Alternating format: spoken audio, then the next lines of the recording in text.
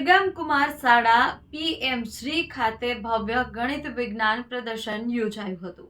બાળકોમાં રહેલી વૈજ્ઞાનિક જિજ્ઞાસાને પ્રોત્સાહન આપવા તેમજ ગણિત જેવા વિષયને રસપ્રદ અને સમજદાર સભર બનાવવા નવસારી જિલ્લાના ખેરગામ તાલુકા સ્થિત ખેરગામ કુમાર શાળા પીએમ શ્રી ગુજરાત ખાતે 6/1/2026 મંગળવારના રોજ એક ભવ્ય ગણિત વિજ્ઞાન પ્રદર્શનનું આયોજન કરવામાં આવ્યું હતું।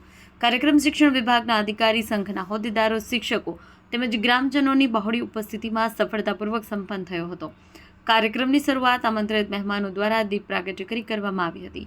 આ પ્રસંગે તાલુકા પ્રાથમિક શિક્ષણ અધિકારી મનીષભાઈ પરમાર અધ્યક્ષસ્થાને વિશેષ ઉપસ્થિત રહ્યા। સાથે જ ખેરગામ બીઆરસી વિજયભાઈ પટેલ, ખેરગામના ડેપ્યુટી સરપંચ તથા પત્રકાર જિગ્નેશભાઈ પટેલ તેમજ એસએનસીના સભ્યો ઉપસ્થિત રહ્યા।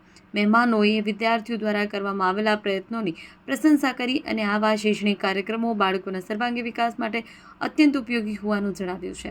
પ્રદર્શનનું મુખ્ય આકર્ષણ શાળાના બાળ વૈજ્ઞાનિકો દ્વારા રજૂ કરાયેલી વિવિધ કૃતિઓ રહ્યું છે। ધોરણ 1 થી 8ના વિદ્યાર્થીઓ દ્વારા કુલ 70 જેટલી વિવિધ કૃતિઓ તૈયાર કરવામાં આવી હતી।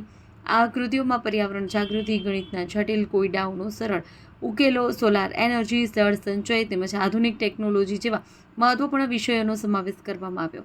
પ્રદર્શનની મુલાકાત લેનારાઓએ વિદ્યાર્થીઓની સર્જનાત્મકતા, સમજશક્તિ અને વૈજ્ઞાનિક અભિગમની ઊંચી પ્રશંસા કરી હતી। વાત્સલ્યમ નમસ્કાર।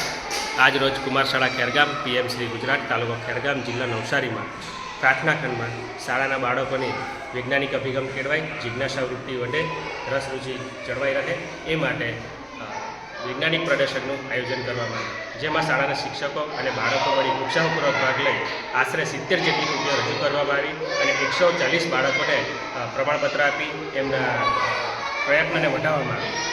બાળકોમાં વૈજ્ઞાનિક અભિગમ કેળવાય, બાળકો પોતાના શિક્ષણમાં વૈજ્ઞાનિક દ્રષ્ટિકોણ વધુમાં વધુ વિકસે તે માટે રાજ્ય સરકાર શ્રી દ્વારા પીએમ શ્રી ગુજરાત અંતર્ગત ગણિત વિજ્ઞાન પર્યાવરણ પ્રદર્શનનું આયોજન હતું।